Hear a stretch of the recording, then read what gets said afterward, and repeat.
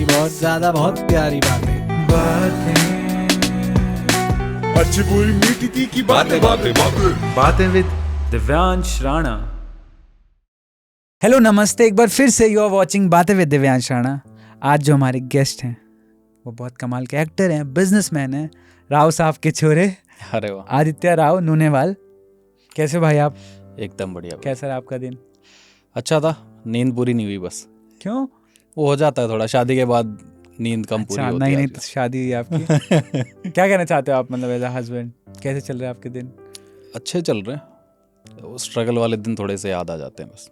But वो है कि बैचलर लाइफ अलग ही चीज़ होती है। मजे तो शादी- होते हैं bachelor हाँ, life यार में। मज़े वही होते हैं। शादी के बाद ना थोड़ा बंधा बंधा फील होता है, बट अच्छा है वो भी। बंदिश, बंदिश है। ठीक है, कोई दिक्कत नहीं है। भाई हरियाणा में राव साहब, बहुत अच्छी लाइफ, फाइनेंशियली सब कुछ अच्छा। उसके बाद एक लड़का सोचता है कि मुझे एक्टर बनना है। कोई इंसिडेंट था ऐसा? यार मेरा ना मन में था कि बचपन में होता ना कि टीवी भी देख के मन में आ जाता कि यार ये बनना है, मेरे को एक्टर बनना है। तो मैं बोर्डिंग स्कूल में पढ़ा हुआ हूँ बचपन, और मेरे साथ पता नहीं क्या ट्रेजेडी है, मैं बचपन से ही ना घर से बाहर हूँ, मैं कभी घर में रह ही नहीं पाया। और मेरी मदर बोलती है कि तू हमारा हो के भी हमारा नहीं है। और ये है, मैं आई थिंक 3rd या 4th क्लास में बोर्डिंग स्कूल में डाल दिया गया था। हाँ, बोर्डिंग स्कूल का नाम? क्योंकि बोर्डिंग का था CRM senior secondary school, basic सा था रेवाड़ी हरियाणा के अंदर। वो पढ़ाई में निकम्मे होते ही हैं हरियाणा वाले वैसे भी। तो 3rd या 4th क्लास में फादर ने वहाँ पे डाल दिया। 12th के बाद सीधा आए, और उसके बाद फादर ने बोला अब क्या करना है। तो 12th के बाद मुझे लगा यार कुछ भी ऐसा कर लेते हैं जो रैंडम हरियाणा के बंदों के होते हैं, यार कुछ अच्छी नौकरी मिल जाए, रिश्ते विश्ते अच्छे हो जाएंगे, सरकारी तो नौकरी लग सरकारी नौकरी लग जाए। और मेरे फादर चाहते भी थे कि मैं पुलिस में चला जाऊं, और मेरे दादाजी चाहते थे कि मैं आर्मी में चला जाऊं, मेरी मदर चाहती थी मैं वकील बन जाऊं। तो मैं सारा टोटल करके मैं एक्टर ही बन गया। हाँ, ये तीनों चीज़ें इसी में, सब कुछ कर सकता इसी में हो जाएगा। तो 12th के बाद फादर ने बोला कि BBA कर ले, उसके बाद MBA, देन नौकरी वगैरह अच्छी मिल जाती है। तो BBA किया। BBA 3 साल का कोर्स था, वो दिल्ली में ही था। और 3 साल का वो कोर्स ख़त्म करने के बाद मुझे रियलाइज़ हुआ कि मुझे यही नहीं पता कि, और मैं पास भी हो गया। आई थिंक 600 में से 450 नंबर। कॉलेज था आपका? कॉलेज तो बंद हो गया, छोड़ो। क्या बड़ी कंट्रोवर्सी थी उस कॉलेज के ऊपर भी। हाँ, IIPM था आई थिंक, वो बड़ा बंद ही हो गया वो। तो 600 में से 450 नंबर आए, और मेरे को आज तक नहीं पता सब्जेक्ट कितने थे। समझ रहे हो कैसे पास हुए हम? वो वैसे ही, वो देख वाला चक्कर। अच्छा। तो मेरे को लगा यार नहीं यार, और आई थिंक उसकी फीस भी बहुत ज़्यादा थी। तो मुझे लगा यार पैसे की ना बर्बादी हो रही है, और मैं चाहता नहीं हूँ। ये चीज़ हाँ, फादर ने वर्थ बोल नहीं दी है। थी। और कई बार ऐसा होता है ना कि आप कुछ चीज़ कर रहे हो और आपको रियलाइज़ हो जाता है कि ये मेरे लिए नहीं है। तो पढ़ाई लिखाई वाला काम ना ठीक है, थोड़ा बहुत आना चाहिए, बट वो मुझे ऐसा लगा यार BBA के बाद MBA, ये सब चीज़ें मैं नहीं कर पाऊँगा। तो BBA मेरी हो गई थी। तो फादर कर रहे थे MBA के लिए तैयारी, मतलब फाइल वाइल चेक करना, कैसे क्या पैसे दिए जाएंगे, कौन सा कॉलेज वगैरह सब कुछ चेक कर रहे थे।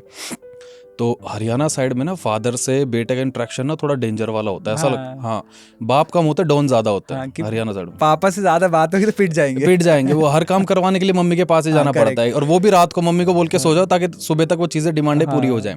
ज्यादा लंबा कॉन्वर्सेशन होगा तो ना हो सकती है बात। हाँ, मना हो सकती है, या धमका दे या चिल्ला दे, तो थोड़ा डर होता है। तो फादर ऐसे बैठे हुए सामने टेबल पे, तो मैं अपने रूम से निकल के आया, फादर की तरफ आया, और फादर थोड़े से गुस्से में थे, कुछ हुआ होगा, झगड़ा वगड़ा कहीं पे कुछ। तो मैं आया, मैंने देखा नहीं यार गुस्से में, मैं कैसे बोलूँ कि मुझे एक्टर बनना है ना। तो और ये मुझे लगा कि यार मेरा मन ना ये पढ़ाई में नहीं, मेरे को, मैं बचपन से सोच रहा था ये करना है, एक बार मैं एक्टिंग में ट्राई कर लेता हूँ। और वो बॉलीवुड ने कहीं ना कहीं बहुत इन्फ्लुएंस किया है इंडिया को। हाँ, हरियाणा साइड में तो वैसे ही हर बंदा हीरो बन के चल रहा होता है ना। तो मेरे को लगा यार नहीं, मुझे ट्राई करना चाहिए। तो मैं फादर के पास गया, देखा वापस, तो मैंने 7-8 राउंड मारे ऐसे कि बोल दूं। तो फिर मैंने सोचा यहीं से एक्टिंग शुरू करते, आज मैं बोल ही देता हूँ। तो मैं गया फादर के पास, और मैंने बोला पापा मेरे को ना MBA नहीं करनी, एक्टर बनना। मेरे को हैं क्या बोला, दोबारा बोलिए। मगर मैं एक्टर बनना है। वो कर दी फाइल बंद, मुझे लगा उठ के मारेंगे खींच के भाई। तो जैसे ही बंद करी, तो पता नहीं उस दिन क्या हुआ, मेरे फादर ने बोला भाई देख ऐसा है, हरियाणवी में बोला। हाँ, बिल्कुल मेरे को आती समझ। तो मेरे फादर ने बोला कि भाई देख, हमने तो बेरा नहीं इन चीज़ा का, और ना हमारा खानदान में तो कोई ऐसा गया है, ना हमारी जान पहचान, और वह मुंबई तो वैसे ही बदनाम हो रहा है आजकल। तो मेरा यही था कि नहीं मैं कर लूँगा, मुझे एक बार जाना है, मेरे को करना है। तो मेरे फादर ने उस टाइम पे पता नहीं बिना सोचे, वरना ये मुझे जहाँ तक लगता है कि वो चाहते थे, बहुत ज़्यादा चाहते थे कि मैं MBA करूँ, और उनका ड्रीम था कि मैं नौकरी वोकरी अच्छे पेशे में चला जाऊं या थोड़ा सा अच्छा बिजनेसमैन टाइप बंदा बन जाए थोड़ा सा। तो उन्होंने बोल दिया, तो उन्होंने बोला कि भाई मुझे इन चीज़ों का पता नहीं है, अपने आप जा, धक्के खा और बन जा, ठीक है, जितने पैसे चाहिए मैं दे दूंगा, बट एक चीज़ याद रखना, कोई चीज़ शुरू कर रहा है ना वो ख़त्म होने से पहले वापस मत आना, और ज़िंदगी में हमें ब्लेम मत करना इस चीज़। कितनी बड़ी बात है ना ये। वो शायद देखो मेरे फादर का ना लाइफ में मुझे हमेशा एक चीज़ अच्छी लगी उनका, ये मैंने बचपन से भी देखा है अपने फादर को, वो कोई चीज़ शुरू करते हैं ना वो ख़त्म करके ही वापस आते हैं। और मेरे फादर ने भी काफ़ी स्ट्रगल किया अपनी लाइफ में, किसान परिवार से थे, राजस्थान के एक छोटे से गांव में मेरा जन्म हुआ। तो हूँ मैं हरियाणा से ही, बट हमारी ज़मीनें वगैरह राजस्थान में भी थी, तो मेरा जन्म उधर हुआ था। तो मेरे फादर पहले किसानी वगैरह भी करते थे, मेरे ग्रैंडफादर आर्मी में थे, फिर वो गुड़गांव आ गए, फिर उन्होंने टैक्सी ड्राइवर का भी काम किया, फिर वो पीए बने, उनके जगमोहन डालमिया बीसीसीआई के जो चेयरमैन थे उनके पीए थे काफ़ी साल तक। और यहाँ तक कि जगमोहन डालमिया जो अभी तो खैर नहीं रहे, वो उन्होंने यहाँ तक बोल दिया था कि अगर तेरे बेटे को क्रिकेट पसंद है तो मैं डाल सकता हूँ, बट हम हरामखोर थे, हमें नहीं बनना था। तो खैर ये सारी चीज़ें हुई, और तब मुझे लगा कि चलो अब शुरू करते, इतनी चीज़ हो ही गई तो वो एक वो होती है ना, हाँ मिल जाए ना, उसके बाद चीज़ें शुरू हो जाती है कि पापा ने हाँ बोल दिया वही चाहिए था, पैसे वैसे तो भाड़ में जाए, एक बार जर्नी शुरू हो जाए। तो उसके बाद मैंने सर्च किया नियर बाई कौन से इंस्टीट्यूट है, कहाँ से क्या करना चाहिए, तो ज़्यादा नॉलेज थी नहीं, थिएटर्स का हमें ज़्यादा पता नहीं था कहाँ होते हैं कैसे होते हैं। तो मैंने प्राइवेट इंस्टीट्यूट है एक बैरी जोन, तो लाजपत नगर में था, वहाँ पे मैंने ज्वाइन किया। तो बैरी जॉन सर बहुत बड़ा नाम है, बैरी जॉन सर। हाँ, बट हरियाणा साइड में, एक गांव साइड में इतना पता नहीं होता कि एक्टिंग के भी स्कूल होते हैं अलग अलग तरीके। हमने सुना था एनएसडी है, काफी पुराने, सबको एनएसडी पता है, बट प्रोसेस क्या है ये किसी को नहीं पता। और वहाँ जाया कैसे जाए, और को ले जाने वाला होना चाहिए। तो मुझे लगा यार प्राइवेट वाले में क्या है, एक वो होता है ना कि सरकारी स्कूल अलग चीज होती है, प्राइवेट थोड़ी अलग होता है। मतलब ये हरियाणा में है कि है सरकारी नौकरी चाहिए, पर बच्चे को सरकारी में नहीं डालना। तो बैरी जोन में गए, ज्वाइन किया, 4-5 महीने का कोर्स था, वो सब खत्म हो गया। उस कोर्स के अंदर मुझे रियलाइज़ हुआ कि ठीक है एक्टिंग ये होती है, बट 26 बच्चे 26 थे एक क्लासरूम के अंदर। मुझे लगा कि 26 बच्चों का बैच था, और मुझे लगा कि यार इन 26 बच्चों के बीच में एक्टिंग करना और 500 या 600 लोगों के बीच में एक्टिंग करना, और इन 26 बच्चों का मुझे जज करना और 500 लोगों के जज करने में बहुत फ़र्क होगा। ये ठीक है, ये कर लिया, अच्छा था, अप्रिशिएशन भी मिला, मुझे बोला भी गया कि अच्छा कर रहे हो। और उन्होंने भी चीज़ बोली कि अब यहाँ से डायरेक्ट बॉम्बे मत जाना, थिएटर करो और थोड़ा और रियलाइज़ करो एक्टिंग के बारे में। तो मुझे लगा हाँ यार चलो ठीक है, कड़ी यहाँ से जुड़ गई है। तो मैं गया एनएसडी में मैं गया, वहाँ पे मैंने पता वगैरह किया कि कैसे क्या प्रोसेस है। तो मुझे वहाँ पे बोला गया कि वहाँ पे 6 प्ले का एक्सपीरियंस चाहिए होता है आपको पहले। करेक्ट, हाँ, कि आपको 6 प्ले करने, तभी आपको होंगे, तब आप रजिस्ट्रेशन फॉर्म भर पाओगे, वरना वो तो बाकी नहीं भर सकते आप, सिलेक्शन तो अलग बात है, अलग ही बात हो जाती। तो वो मैं वहाँ गया तो उस चीज़ में हुआ नहीं, एनएसडी में हुआ नहीं। तो फिर मैं गया श्री राम सेंटर, वहाँ पे एक बैचलर के लिए वो शुरू की जाती है, कोर्स होता था, शायद पता नहीं अभी भी चलता है कि नहीं, 3-4 महीने का कोर्स होता है, उसके बाद आपको पक्का किया जाता है। करेक्ट। तो वो मैंने किया। उसके बाद मेरे डायरेक्टर थे शुद्धो बैनर्जी, बंगाल साइड के काफ़ी फेमस एक्टर हैं वो, तो उनके अंडर में मैंने 5 साल थिएटर किया श्री राम सेंटर से। देन वो ख़त्म हुआ। फिर मेरे कुछ दोस्त थे जो बैरी जोन से थे, उन्होंने मेरे साथ भी थिएटर किया था। तो तकरीबन 7-8 बच्चे थे जो बॉम्बे आ गए थे। आए वो बैरी जोन के 26 भी थे, मतलब अच्छा खासा ग्रुप था।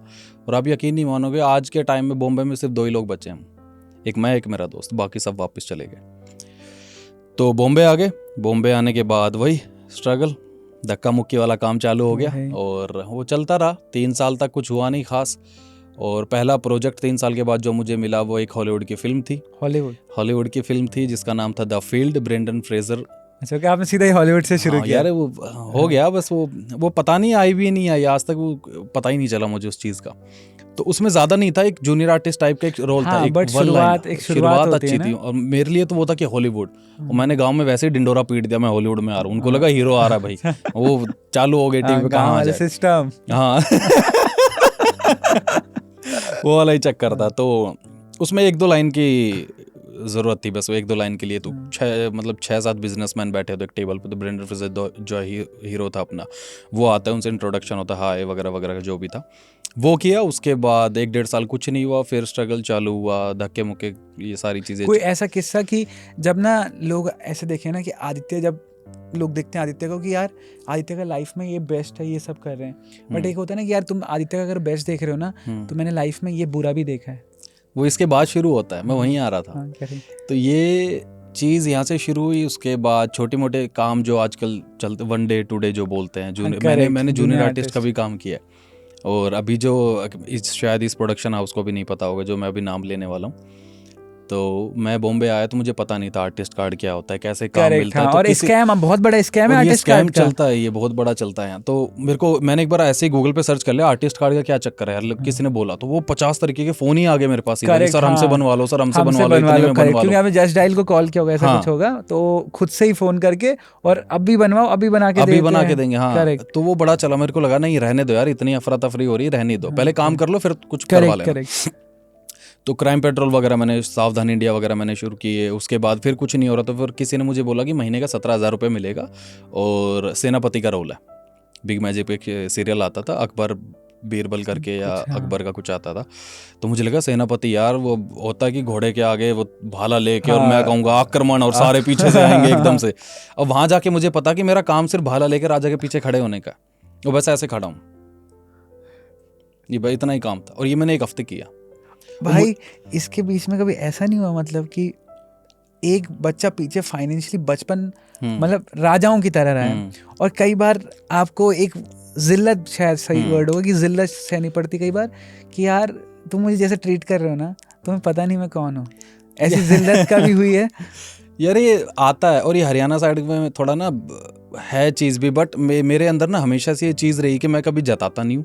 करेक्ट। और आज भी आप यकीन नहीं मानोगे, मेरे जितने दोस्त हैं उनको भी नहीं पता कुछ भी कि मेरे पीछे कितना क्या है, या मैं क्या हूँ, या अभी कितने दोस्त हैं मेरे जो मैं जिनके साथ कॉलेज में रहा हुआ, मैंने थिएटर भी किया, वो अभी एटलीस्ट मुझे शायद 5 या 6 साल बाद मिला मुझे मेरे ऑफिस के बाहर गुड़गांव में। तो मैं अपने मार्केट है हमारी गोल्फ कोर्स पे एक पूरी मार्केट है, तो मैं वहाँ से बाहर आ रहा, तो मुझे मिला, कह रहा अरे आदित्य यहाँ कैसे, मैंने बोला पूरी मार्केट मेरी है।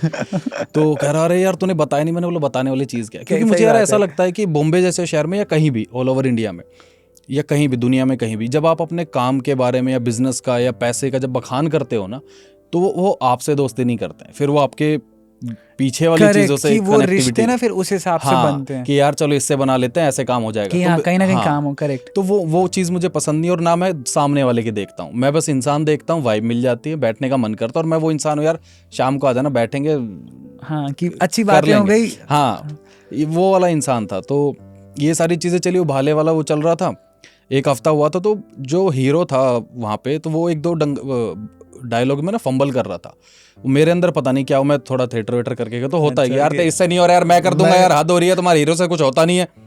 वो डायरेक्टर भड़क गया, कह रहा कौन सा है इधर आना है, इधर आओ इधर आओ। मैं गया आगे, मैंने बोला सर ये आपके ये कर नहीं पा रहे, खड़े खड़े पाँव में दर्द हो गया। तो उन्होंने गाली गलौज की थोड़ा सा, जैसे बॉम्बे में होता ही है कि अब तो यहाँ क्या ही देंगे, तो उन्होंने काफ़ी चीज़ें बोल दी, तो वो थोड़ा सा ईगो पे लग गया कि अब वो चीज़, अब जो आपने बोली ना वो चीज़ अब मुझे अब लगी कि किसको बोल रहे हो तुम, और उस टाइम पे उसको कंट्रोल करके रखना अपने आप में ही होता है। वो एकदम से हरियाणा वालों में क्या होता है ना कि जैसे ही कुछ हम किसी को उल्टा बोल सकते हैं कि हमें उल्टा कैसे बोल दिया, इसको खत्म करो, धरती पे होना नहीं चाहिए आदमी, वो वाला वाइब, धरती पे होना चाहिए, हाँ वो वाला चक्कर होता है। तो मैंने उसको फिर दिया, खुद मान रहे कि हाँ मगर देवो साड़ा गेर गए। तो मैंने उसको बोला, कह रहा है निकलो यहाँ से, मैंने बोला हाँ निकल जाऊँगा, मेरा पेमेंट करो चलो। तो वहाँ पे जो होते हैं हेड वगैरह होते हैं, तो उन्होंने मुझे बुलाया, और बात महीने की हुई थी 17,000 की, 1 हफ्ते में हट गया। तो मुझे लगा यार ठीक है, अब 1 हफ्ते के काम के हिसाब से पर डे के हिसाब से 2-2.5 हज़ार रुपये बनते हैं, चलो कोई नहीं पी लेंगे, पैसों की भी नहीं है पर हाँ काम, हाँ ठीक है 1 बोतल के तो आ ही जाएंगे। और घर से तो वैसे भी लेने नहीं थे यार, क्योंकि घर से लेने होते तो फिर यहाँ बॉम्बे में आते नहीं। तो जिंदगी में यही सोचा था कि खुद के दम पे करेंगे, जो भी करेंगे, मांगने होंगे तो बुढ़ापे तक तो है ही वो। तो अब 1 महीने के बाद मुझे बोला गया कि सर अपना चेक ले लो, मुझे लगा 2-2.5 हज़ार का होगा। मैं वहाँ गया, वो 17,000 लिखे हुए थे उसमें। अच्छा। मुझे लगा यार इनको पता नहीं है, मैं 1 हफ्ते में छोड़ के आ गया। मैं चुपचाप चेक लिया, जेब में डाला और भाग के सीधा अपने फ्लैट पे आ गया कि मुझे रोक ना ले रास्ते में कि वापस 1 हफ्ते का देना है तेरे को। मैं आया, हमने पार्टी वार्टी करी। तो उसी प्रोडक्शन में अभी मैं वो था, पैरेलल लीड था। अच्छा। और ये बात उनको भी नहीं पता है, तो आज उनको पता लगेगी अभी। हाँ, नाम तो मैं अभी नहीं लूंगा वरना अगले में जज करेंगे फिर। तो खैर इस तरीके से था, एंड ये सारी चीज़ें चलती रही। फिर मुझे एक पहला सीरियल मिला मुझे, मैं भी अर्धांगिनी, जयपुर में हमने शूट किया था 1 साल। दीपशिका नागपाल जो काफ़ी फेमस एक्ट्रेस है, वो मेरी मदर प्ले कर रही थी। अविनाश सचदेव मेरे बड़े भाई थे। वो सीरियल मिला, उसके बाद काफ़ी चीज़ें चलनी शुरू हुई। देन लॉकडाउन आ गया, और लॉकडाउन पता ही है कैसा होता है, हर किसी की ज़िंदगी में सबको ठप कर दिया, सबको बर्बाद भी किया। ब्रेकडाउन आ गया, वो ब्रेकडाउन आ गया। और दूसरा क्या ना, अभी जो आप चीज़ बोल रहे थे कि फैमिली से लेना और ये सारी चीज़ें, लॉकडाउन में क्या होता है ना, जब, और ये हर किसी के साथ होता है शायद, कि जब आप नए नए बनते हो ना और अपने दम पे बनते हो और पैसा आता है तो वो नहीं संभलता। करेक्ट, क्योंकि वो पहला जो पैसा होता है ना, आपको समझ नहीं आता करना क्या है, करना क्या है। और आप यकीन नहीं मानोगे, मैंने 1 साल काम किया, वो 1 साल खत्म होने के बाद मेरे अकाउंट में 1 भी रुपया नहीं था, क्योंकि वो सिर्फ मैं आ रहा था उड़ा रहा था, आ रहा था उड़ा रहा था। और ऐसा भी हुआ था कि मोटा मोटा अमाउंट पड़ा हुआ है, मैं गया, पूरे ग्रुप को फिल्में दिखा दी, पूरे ग्रुप को पिला दिया, पूरे ग्रुप में बांट दिया। मुझे लगा हाँ ठीक है, चल पड़ी, अब क्या है, कौन रोकेगा, चलता रहेगा। वो जैसे ही खत्म हुआ 6-7 महीने फिर कुछ नहीं आया। अब घर वालों को बोलने में शर्म आती है कि यार घर वालों को बोलेंगे, कहेंगे हरामखोर कहाँ बर्बाद कर दिया ये सब कुछ। तो ये सारी चीज़ें, फिर लॉकडाउन आ गया। लॉकडाउन के अंदर लाइफ का जो सबसे हार्ड पॉइंट अगर मैं बोल सकता हूँ तो वो लॉकडाउन वाला था। और वो चीज़ें हुई है मेरे साथ जो मैंने कभी इमेजिन नहीं की थी और ना कोई कर सकता है शायद। तो लॉकडाउन में हुआ ये कि लॉकडाउन वगैरह हो गया, मेरे सारे यार दोस्त अपने घर चले गए थे, मैं इधर वर्सोवा में ही रहता था, 1 BHK का फ्लैट था, सारी चीज़ें बंद हो गई थी। तो हरियाणा साइड में या सब में होता होगा ऐसा कि जो होते हैं ना रिश्तेदार होते हैं वो उंगली करते हैं। बिल्कुल, तो ये शायद धरती पे जितने भी रिश्तेदार हैं उनका काम ही है उंगली करना है ना। हम भी किसी के रिश्तेदार हैं पर हम नहीं करते, मुझे ये समझ नहीं आता आज तक। तो लॉकडाउन में किसी ने शराब पी के बदतमीजी करी, था रिश्तेदार टाइप ही, फ़ोन वोन किए, उल्टा सीधा बोला क्या कर रहा है, अपने बाप की लाइफ दे, क्या कर रहा है, वहाँ बड़ा है, घर का बड़ा है, तू वहाँ जाके बैठ गया, लाइफ ख़राब कर रहा है, तेरे जैसे पता नहीं कितने गए कितने वापस आ गए, तू क्या कर लेगा। क्योंकि माँ बाप के अलावा ज़िंदगी में किसी को नहीं लगता कि आप कुछ बन पाओगे, और ना वो चाहते हैं कि आप कुछ बनो। करेक्ट, कि दुनिया आपको वही है। और ये हमारे साइड में ज़्यादा है कि किसी को चढ़ता हुआ नहीं देख सकते, ये फैक्ट है। सब चाहते हैं कि हम बड़े बन के रहें, अगर ये बड़ा बन गया तो हमसे ऊपर चला जाएगा। करेक्ट, हाँ। तो उन्होंने बहुत सारी बदतमीजी वगैरह कर दी। उस टाइम पे मैं थोड़ी ड्रिंक वगैरह भी करता था, और मैंने उस टाइम पे जब वो सारी चीज़ें हो रही थी मैंने ज़्यादा पी ली, तो उससे नुकसान ये हुआ कि मैं ज़्यादा थोड़ा हाइपर हो गया। और मैंने 1-2 यार दोस्तों को फ़ोन किया, लेट नाइट था, आई थिंक 11 या 12 बज रहे हूँ, किसी ने उठाया भी नहीं। ये सारी चीज़ हुई। फिर फादर का फ़ोन आया, उन्होंने मुझे समझाया, मैंने बोला कि वो ऐसा है वैसा, मैं मार दूंगा, ये हो जाएगा वो हो जाएगा। फिर ये हुआ, फिर 1-2 दिन बाद फिर फ़ोन आया, और सेकंड टाइम पे कुछ ज़्यादा ही बोल दिया उसने। तो वो सारी चीज़ें ना हर्ट हो गई मुझे, और मैं बैठा रहा। और कहीं ना कहीं आप आप मुंबई में कैसे हो, आप अपना कितना, उसे नहीं पता ना आप किस टेंशन में हो आप, कि उसने तो बोल दिया भाई मेरे अंदर क्या चल रहा है वो थोड़ी ना पता है। और फिर आपको जितना नहीं भी निकलना था उससे ज़्यादा निकल गया। करेक्ट, एग्जैक्टली वही चीज़ मेरे अंदर आई कि यार ये कौन है जो मुझे सुना रहे हैं, इनको पता है क्या है कि मैं कर क्या रहा हूँ। सिंपल सा फंडा है यार, मेरी लाइफ है, मैं चाहता हूँ कुछ बनना, मैं टीवी पे आ भी चुका हूँ। मेरे खानदान में, मेरे गांव में, मेरे मोहल्ले में या शायद उस साइड में किसी ने वो काम नहीं किया कि वो टीवी पे आ जाए, मेरे जैसे बंदे ने वो कर दिया। अचीवमेंट है। और सबसे बड़ी चीज़ है मैं खुश हूँ, चाहे कितना भी कमाता हूँ या कितने टाइम के लिए, और टीवी के ऊपर आना ही बहुत बड़ी बात है। मेरा सेटिस्फेक्शन है। हाँ, वो वाली चीज़ थी। और उन्होंने उल्टा सीधा बोला, मेरे को हर्ट हो गई। फिर मैं इतना ज़्यादा ड्रिंक व्रिंक कर ली कि मैं थोड़ा सा डिप्रेशन टाइप में आ गया। मैं बैठा रहा, मैं रोता रहा, मुझे, और मैं बोल नहीं पा रहा था, पता नहीं क्या हुआ। मैं, वो होता नहीं कई बार आपके अंदर बहुत सारी चीज़ें चल रही है और आप बयान नहीं कर पाते, और कई बार लोग भी नहीं होते, और उस टाइम पे तो लोग थे ही नहीं। हाँ, और आप फोन करके नहीं बोलोगे ना किसी को, यार मेरा मूड अच्छा नहीं होता है, नहीं होता। और ये भी लगता है थोड़ा मजाक उड़ाएंगे और क्या बोलना। तो बहुत सारी चीज़ें मेरे अंदर चल रही थी और काफ़ी हाइपर हो गया, मुझे समझ नहीं आ रहा था। मैंने और ज़्यादा ड्रिंक कर ली, बैठा रहा तो पता नहीं मेरे माइंड में क्या आया, कैसा क्या था। मैं सिर्फ गूगल खोला और मुझे ये लगा कि ज़िंदगी को ख़त्म ही करो, इनको इतनी टेंशन हो रही है, इरिटेशन हो रही है, और क्यों मैं यहाँ तड़प रहा हूँ, क्यों यहाँ धक्के खा रहा हूँ। और मैं वो इंसान हूँ, मैं छोटी छोटी चीज़ों को ना बहुत जल्दी दिल से लगा लेता हूँ। अगर आप मेरे साथ 1 साल तक या बचपन के आप मेरे दोस्त हो, हम बहुत अच्छे से रहेंगे, लेकिन आपने कोई छोटी सी ऐसी चीज़ बोल दी ना जो मुझे चुभ गई, मैं बात ही नहीं करूँगा। मैं वो इंसान, हाँ, वो दिल पे से लग जाती है। वो वाली चीज़ ना कि आप लाख गाली दे दो, लेकिन वो दिल से गाली दोगे ना फिर वो लग जाती है। वो पता लगता है आपको कि आपने दिल से दिया। जैसे आप दिनचर्या में देख लो, कोई भी बात करता है गाली गलोच निकल जाती है, गाली दे के बात है, वो मात्रा वाला काम होता है। पर वो इंटेंशन वाली जब आता है कि इसने किस इंटेंशन में बोला, तो वो जो इंटेंशन था वो मैं समझ गया, मेरे को हर्ट हुई चीज़ें। मैं गूगल खोला, मैंने सीधा सर्च किया कि इंग्लिश मेरी बड़ी कमज़ोर है, तो मैंने उस पर ऐसे लिखा कि हाउ टू पेनलेस डेथ।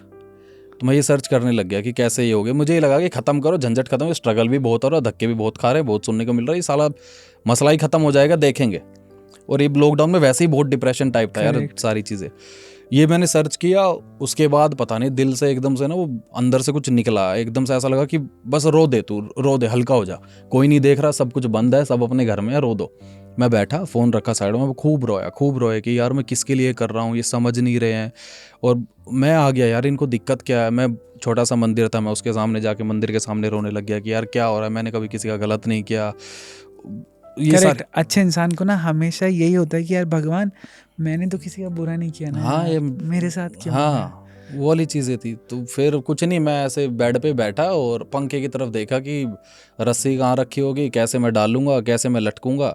और मैं ये भी सोच रहा हूँ कि अगर मैं लटक गया तो लॉकडाउन चल रहा है, और 3 दिन बाद या 4 दिन बाद मेरी बॉडी मिलेगी तो मेरी किस हालत में मिलेगी, मैं ये सारी चीज़ें चल रही है, पूरा इमेजिनेशन चल। और क्या होता है ना, जब आप ये सारी चीज़ें सोचते हो और ऊपर से आपने ड्रिंक कर रखी है, आप नशे में या नशे में नहीं भी हो, तो वो और एक्सट्रीम चला जाता है। करेक्ट। तो ये सारी चीज़ें हुई, और आप यकीन नहीं मानोगे, मैं वो चीज़ शायद मैं कर भी देता, बट ये सारी चीज़ें होते होते ना 3:30 या 4 का टाइम हो रहा था, और 1-2 सिगरेट वगैरह मैंने पी ली। उस टाइम पे लॉकडाउन में लग गई लत वो थोड़ी सी, तो वो मैंने पी, और एकदम से पता नहीं क्या हुआ, 4 बजे के आसपास मैं सोच ही रहा था कि अब मैं डालूंगा, फंदा वंदा डालूंगा, रस्सी वस्सी मैंने तैयार कर ली, अब मैं लटकूंगा, ये मैंने सोच लिया था एग्जैक्ट होने वाला।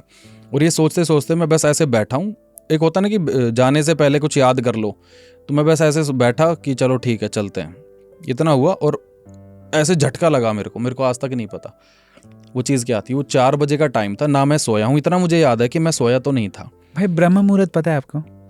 हाँ ये सुने तो है मैंने। 4 बजे के बाद ना एक ब्रह्म मुहूर्त लगता है, तो कहते हैं जो शक्तियाँ होती हैं ना वो 4 बजे के बाद शुरू होती हैं, ऐसा तो वैसा ही कुछ हिंदू रिचुअल्स में है। तो खैर वो वाली चीज़ें हुई, 4 साढ़े 4 का टाइम था, ना मैं सोया, इतना तो मुझे याद। इतना होश तो इंसान को रहता है कि कहाँ बैठे हो क्या है, लेकिन मुझे नहीं पता, मेरे को बस ऐसा झटका सा लगा और मुझे ऐसा लगा मैं शायद मैं सो गया था, लेकिन मुझे पता है मैं सोया तो नहीं था।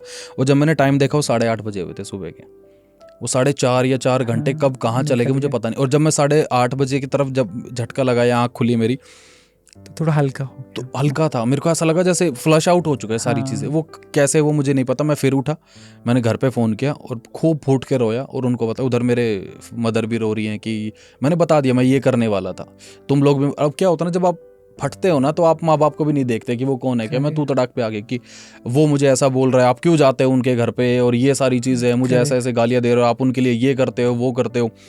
तो उधर से बोल रहे नहीं बेटा ऐसा नहीं करना है, ये हमारे बारे में सोच। इधर मैं फूट मेरे हाथ काँप रहे थे, मैं वो बात नहीं कर पा रहा। आप माँ को रोते हुए नहीं देख सकते, नहीं देख सकते, और वो आवाज़ जैसे पड़ती है ना गले में, तो वो ये पता नहीं क्या होता है, गला ही पकड़ जाता है। वो एक बेटे के लिए ना हार होती है, पता है कि अगर माँ रो रही है मेरी वजह से।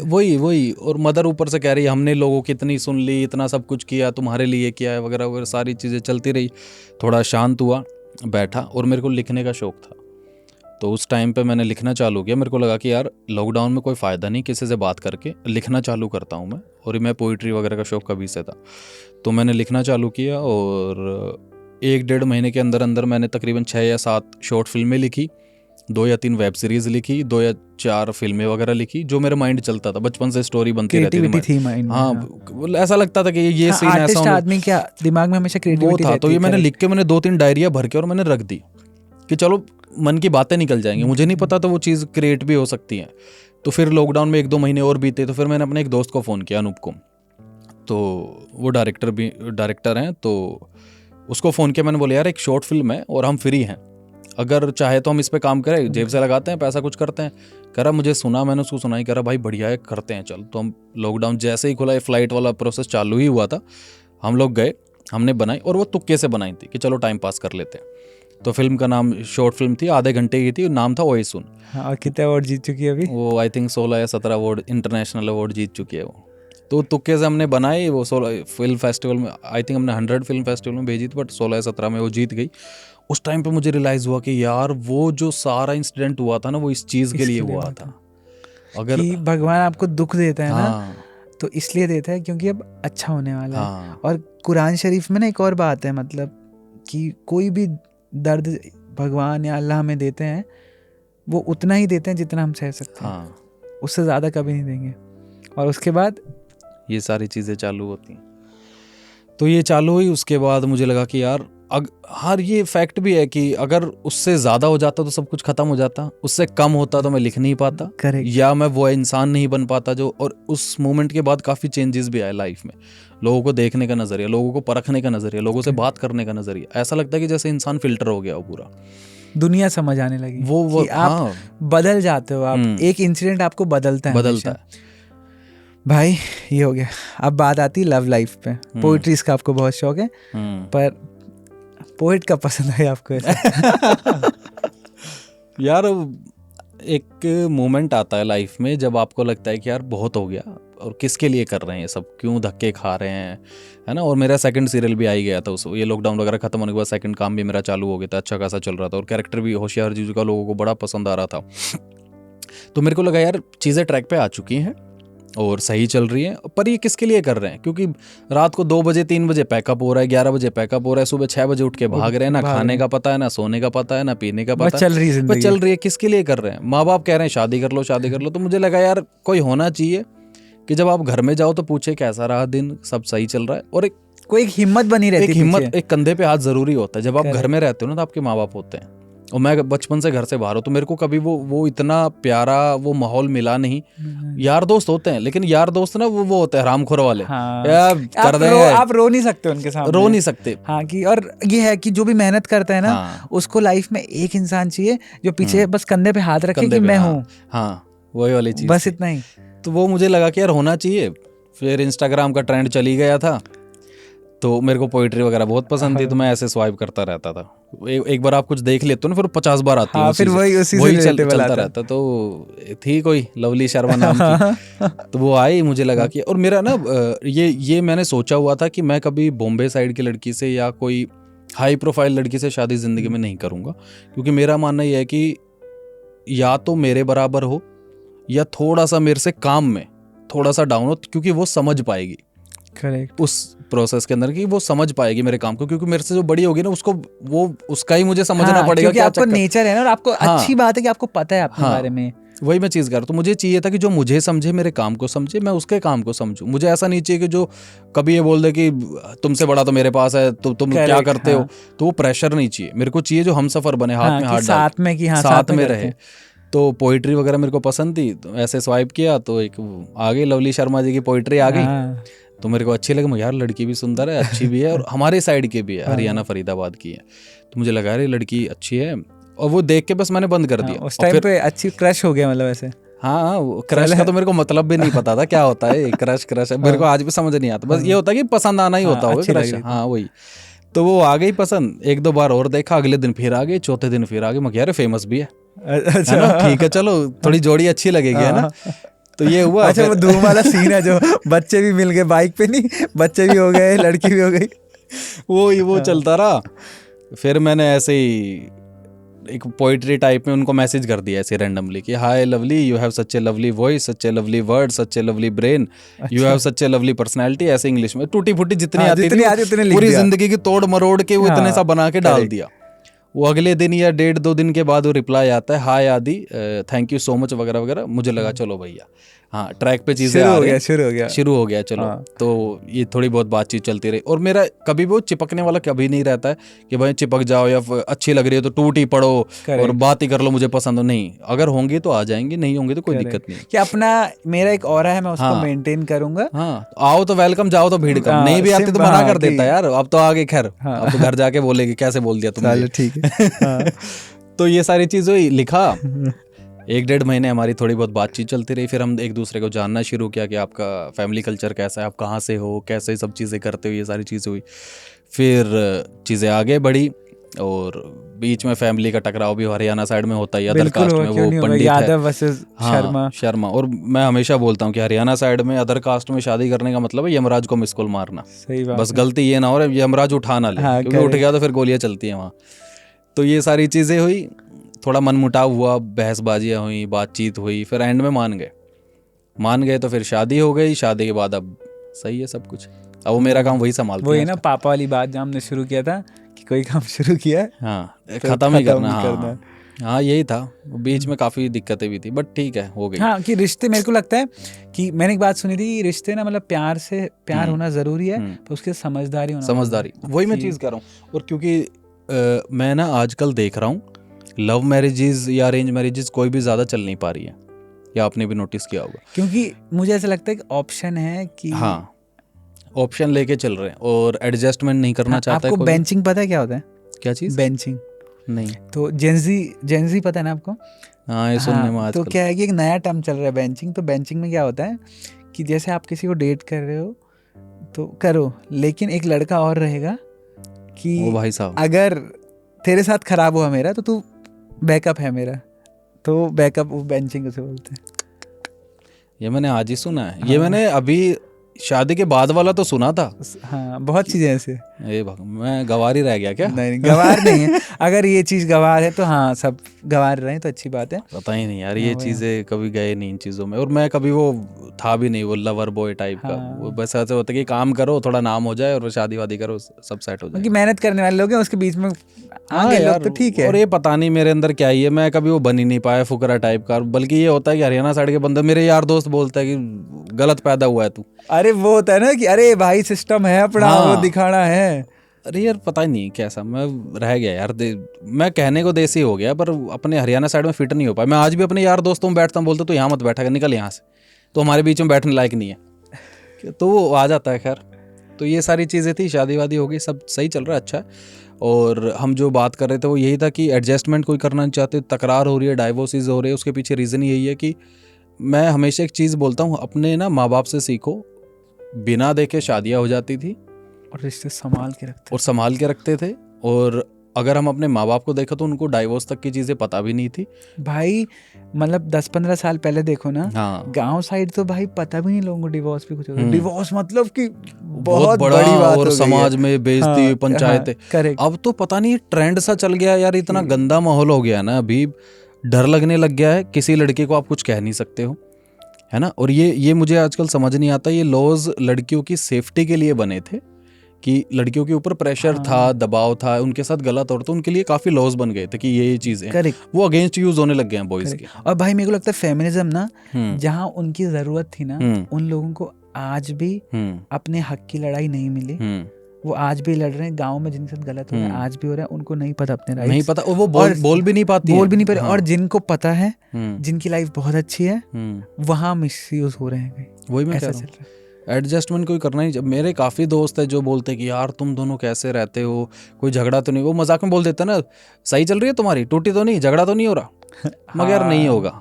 अगर मुझे लगा कुछ बहस हो रही है तो मैं शांत हो जाऊंगा या वो शांत हो जाती है। हम दोनों के बीच में अच्छी चीज़ यही है कि एक दूसरे को समझते हैं, जिसलिए मैंने वो बात बोली थी कि समझना बहुत ज़रूरी है, कि समझदारी। हाँ, और एक्टर की ज़िंदगी में ना ज़्यादा फ्रस्ट्रेशन होता है थोड़ा सा, क्योंकि पूरा गेम ही माइंड का है, कैरेक्टर का है। तो कई बार ऐसा होता है कि मेरे साथ बहुत होता है कि मैं बैठा हूँ कुछ सोच रहा हूँ, तो फिर मैं बैठा ही हूँ। आप उस कैरेक्टर में रहते हो ना, रहते हैं, या आपके मुंह से उस टाइम पे क्या निकल जाए, कुछ भी निकल जाता। तो कई बार ऐसा होता है कि मैं 1-1 घंटा 2-2 घंटा बैठा रहता हूँ, वो कुछ बोलती है, मैं जवाब नहीं देता, फिर वो बोलते मेरी बात ही नहीं सुनते हो, सुन तो लो। मैंने बोला यार मुझे टाइम दो, बोलती है ओके, अंदर जाके बैठ जाती है, रूम में सो जाती है आराम से।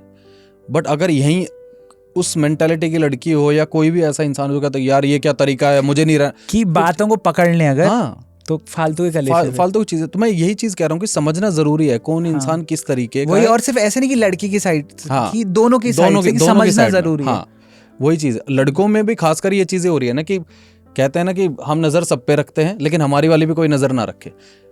समझ रहे हो चीज, कि हम तो सब पे नजर रख लेते हैं लेकिन हमारी वाली पे कोई नजर ना रखे। तो सिंपल सा फंडा ये है भाई कि तुम भी नजर मत रखो किसी पे, है ना। एकदम करेक्ट बात। लड़कों का थोड़ा सा ये है कि वो बिखर जाते हैं, फैल जाते हैं, तो थोड़ा कंट्रोल होना जरूरी है। और लड़कियों में ये है कि जो आप ना खुद नहीं देख सकते ना, वो किसी के साथ करना मत। वही चीज़ है, मैं हमेशा यही चीज़ बोलता हूँ। देखो लड़कों की ज़िंदगी में अगर डाइवोर्स के रीज़न होंगे ना, 3 ही मिलते हैं। अफेयर मिलेगा किसी के साथ, है ना, या फिर वो ड्रंक करके बीवी को मारता पीटता होगा, या दहेज वाले चक्कर चलते हैं। लड़कियों के साइड में काफ़ी चीज़ें आ जाती हैं कि माँ बाप के साथ नहीं रहना, मुझे अपनी लाइफ खुद जीनी है, मुझे रोक टोक पसंद नहीं है, मुझे अलग फ्लैट चाहिए या मुझे अलग घर चाहिए, और मैं अपने माँ बाप से तो मिलूंगी, बातचीत करूंगी, लेकिन तुम्हारे माँ बाप में मुझे इंटरेस्ट नहीं है, मेरी बनती नहीं है। तो यहाँ दोनों तरफ ना एडजस्टमेंट का पंगा है। करेक्ट। या तो सिंपल सा फंडा है कि लड़का अपने घर वालों को समझाए, लड़की अपने घर वालों को समझाए, और दोनों बाहर निकल के घर ले और अपनी जिंदगी बसाए। करेक्ट, है ना, ये होता है एडजस्टमेंट। लेकिन मैं अपना वाला देखूं, तुम अपने नहीं चलने वाली जिंदगी। तो यहाँ बहुत जरूरी है। और ये चीजें मैं इसलिए बोल रहा हूँ क्योंकि ना आजकल ये नहीं बताना जरूरी है लोगों को। ये ट्रेंड सा चल गया है, पता नहीं क्या। मेरे कितने दोस्त हैं जिनकी जिंदगियों में ये चीज चल रही है अभी, और वो बहुत ज्यादा डिप्रेशन में भी और वो लॉन्ग टर्म में आपको बहुत नुकसान देने वाली है। हाँ यार, किसी के घर में अगर बच्चा हो तो उस बच्चे से पूछना एक बार बड़ा हो गया क्या होता है, कि माँ बाप जब अलग रहते हैं, कितना मुश्किल होता है। ये पता नहीं क्या बकवास चीजें चल रही हैं। खैर यही सब चीजें। बट बेस्ट पार्ट क्या है कि यही मतलब पॉडकास्ट की बात है, हाँ जो सही है ना हम बोल सकते हैं, और जिनको समझ आएगी समझ जाएंगे। हाँ यार अच्छी चीज़ें हैं यार, ज़रूरी है, समझना भी ज़रूरी है, थोड़ा सा अपने लिए समझना ज़रूरी है, क्योंकि ये जो ढीठपना होता है या ना मानने वाला या हाँ, जिद्दी होना, कोई जिद्दी, हाँ कि काम के लिए जिद्दी होना अच्छी बात है, लेकिन हर बात के लिए जिद्दी होना गलत बात है। भाई एक लास्ट क्वेश्चन है आपसे। आपने लाइफ में बहुत देखा है, लड़ाइयाँ देखी हैं, घर के कलेश देखे हैं, बड़े से बड़े सेलिब्रिटीज़ के साथ आपने काम किया है, छोटे लोगों के साथ आपने काम, छोटा मेरे हिसाब से कोई भी नहीं होता, सबके साथ आपने काम किया है और बहुत कुछ सीखा है ज़िंदगी से। अलग अलग शहर बदले हैं, स्कूल अलग था, कॉलेज अलग था, पर फिर एक मिलके एक लाइफ लेसन होता है कि यार ये मेरी लाइफ का लाइफ लेसन है, तुम सब संभाल के रखना, ये लाइफ में बहुत काम आएगा। तो ऐसा कोई एक लाइफ लेसन? यार मैंने अपनी लाइफ में जितना भी देखा है, जो भी मैं कर रहा हूँ, मैंने एक चीज़ देखी है कि सिर्फ अपने लिए जीना शुरू करो यार। ये ना माँ बाप को दिखाओ तुम, ना चाचा मामा फूफा को दिखाना है, ना गर्लफ्रेंड को, ना वाइफ को, ठीक है? किसी के लिए मत जियो, अपने लिए करो। मैं हमेशा एक चीज़ बोलता हूँ कि अगर आपको जहर भी खाना है ना, तो इतना खा लो कि एक बार हॉस्पिटल पहुँच जाओ, ताकि तुम्हें पता लग जाए कि तुमने किया क्या है। करेक्ट है ना? तो लाइफ में सिर्फ अपने लिए जियो। अपने लिए जीने का मतलब ये भी नहीं है कि लोग कभी गलत इंटेंशन निकाल ले कि सब कुछ छोड़ छाड़ के बैठ हाँ, कहने का मतलब है कि पहले लोगों की परवाह मत करो, लोगों की, हाँ कि खुद से इतना प्यार करो, हाँ तभी आप और लोगों से प्यार करोगे। फैमिली को रिस्पेक्ट दो, माँ बाप के साथ रहो, अच्छे से ट्रीट करो और अपने लिए जियो। लोगों के तानों से कोई फर्क नहीं पड़ता, लोग जिंदगी में नहीं चाहते आप तरक्की करो, इसलिए मैं कह रहा हूँ कि अपने आप के लिए जीना शुरू करो। आपको जिस चीज़ में खुशी मिलती है वो करो बस। जिंदगी में कोई सदा नहीं रहने वाला, ना माँ बाप रहने वाले, ना हम रहने वाले, ना आप, ना कोई रहने वाला है नहीं। कुछ वक्त के लिए आए हैं, हाँ, कुल मिला के यादें हैं बस यही है। और ये हमेशा देख लेना कि जो कहते हैं ना 4 लोग क्या कहेंगे, ये बड़ा मुद्दा होता है घरों में। अरे तूने ये कर दिया, ये 4 लोग क्या कहेंगे। वो 4 लोग आपके 13वीं पे आएंगे और जो बैठ के कहेंगे चाय में अदरक ज्यादा डाल देना, थोड़ा मीठा कम है, ये वही 4 लोग हैं। करेक्ट। तो किसी का कोई फंडा है नहीं, अपनी जिंदगी में ऐश करो, खाओ पियो, मौज लो बस। और तो कुछ खुश, अपनी जिंदगी खुशहाली से बिताओ, अच्छा करो, खूब मेहनत करो लाइफ में और अपने लिए जियो। हाँ बस यही है भाई। एक छोटा सा गिफ्ट रखा है मैंने आपके लिए, आई होप आपको पसंद आएगा। अरे वाह, ये अभी खींची थी। हाँ, ये मेरे को बड़ी मुश्किल से एक फोटो मिली जिसमें आप हंस रहे हो। अरे वाह यार, thank you so much, thank you.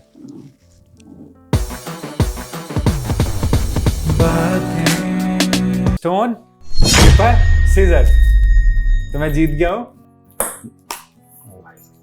तो पहले आया है imitate Elvish Yadav favourite dialogue and post it on your Instagram story for 24 hours. क्या डायलॉग बोलूं? हाँ। कैसे हो सारे? अरे भाई सिस्टम के नीचे रहना पड़ेगा। अरे ऐसी की तैसी। तो ये फोन, हाँ तो ये हम अभी आप देख लो। स्वाहा। Call one of your closest friend and inform them that you are heading to Africa forever. कुछ नहीं बोलना। हेलो, क्या हाल चाल अनु? क्या हाल है भाई? एकदम बढ़िया। अच्छा सुनना, मैं अफ्रीका शिफ्ट हो रहा हूँ जिंदगी भर के लिए, ठीक है? क्या? मैं अफ्रीका जा रहा हूँ जिंदगी भर के लिए। क्यों साले, क्या हो गया? ऐसे ही मन कर रहा है, मैं शिफ्ट हो जाता हूँ। वो भी जिंदगी भर के लिए? हाँ, और वाइफ भी जा रही है। पागल हो गया क्या? तो तू चल रहा है तो बता। मैं कहाँ चलूंगा यार, सही बता क्या है? अरे मैं अफ्रीका शिफ्ट हो रहा हूँ जिंदगी भर के लिए। पागल है क्या? अरे हद है। क्या?